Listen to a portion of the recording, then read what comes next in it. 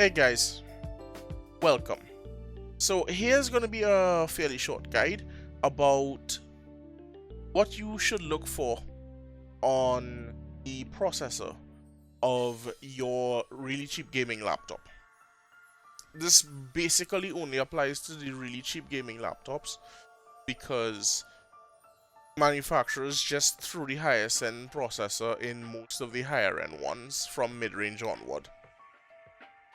But anyway, so I have searched here the HP Victus because it's one of the better ones in the super cheap range.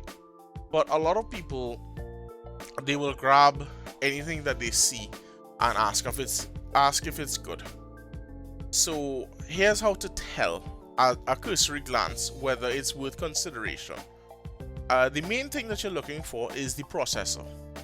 So we got an AMD one and we got an Intel one here from just me searching HP Victus.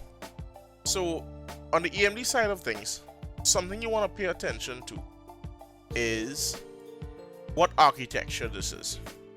So just because it's you just search for it, but just because it's a new name doesn't mean it's new architecture. And they actually do list they have a guide as to how to tell what these numbers mean to determine the architecture at a glance, but nobody's going to remember that. So what you do is you search it up, you come to AMD's website like here, and you check general spec, check the architecture. What you're looking for is you want a minimum of Zen 3. 6 cores 12 threads or 8 cores 16 threads, those are fine, whatever, but you want this to be at least Zen 3. You don't want Zen, you don't want Zen Plus, and you don't want Zen 2 for any sort of modern gaming laptop on the AMD side of things.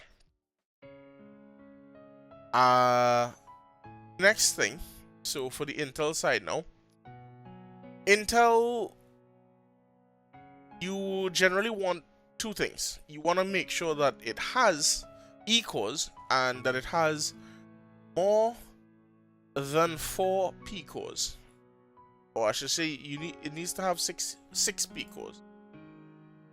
So just like before, you search Google for it, get the Intel website with the specifications. So this has 4 P-cores, which means it's basically a quad core in 2025 for 800. No, it's bad, but yeah. So you want it to have E-cores or efficient cores, and you want it to have at least 6 P-cores or performance cores, right?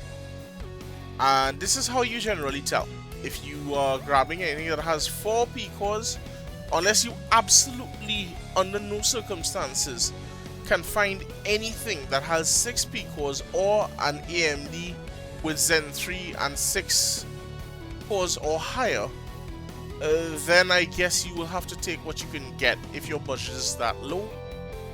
But this is what you're generally trying to look for.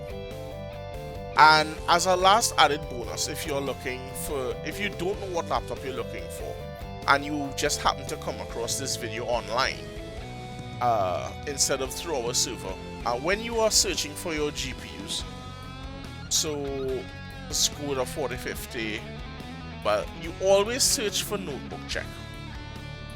Always search for notebook check. Don't just search the name. You will get tech power up, you will get various other things. They don't have the information as well. So you check notebook check, and what notebook check does is notebook check has a list. They have a list where your GPU is actually highlighted like this, and higher on the list means it's stronger, lower on the list means it's weaker. And these are still somewhat of an average in performance, as you can come here and check. So if you want to check your TimeSpy, let's check TimeSpy graphics score. You can check TimeSpy graphics score and you can see every unit that they had, that they tested with it. You can see how much power it's supposed to have. and you can see the score that it is getting. So if your laptop is in this list, the one that you're looking at, you can tell. So obviously you don't want ones that either score really badly here or have really weak power limits. So for example, this Yoga Pro 7, it's got a strong CPU.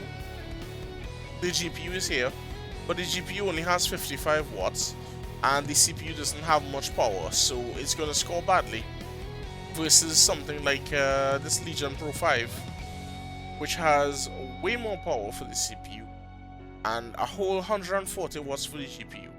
Now this GPU will never use 140 watts pretty much no matter what you ever ask it to do, but having a higher power limit is not a bad thing when you want a game, right? So if that's what you want to do, you can run the comparisons. That was the TimeSpy graphics. You could also check the overall TimeSpy score to see what they have, just in case you want to make sure that the CPU is also playing a factor. There's a whole suite of benchmarks that they have had, and you can learn whatever you need to learn about the GPUs in this fashion. Alright, I hope that is informative to you on what to look for. The reason why I am specifying, I believe I might have said this earlier in the video, but the reason why I'm specifying that is not a problem for the more expensive units once you get to mid-range and higher is because they tend to just put way too powerful processors in there to begin with. So you generally don't have to worry about that once you even start seeing something like a 4060, right? So don't worry about that, and I hope this has been informative, and have a good one.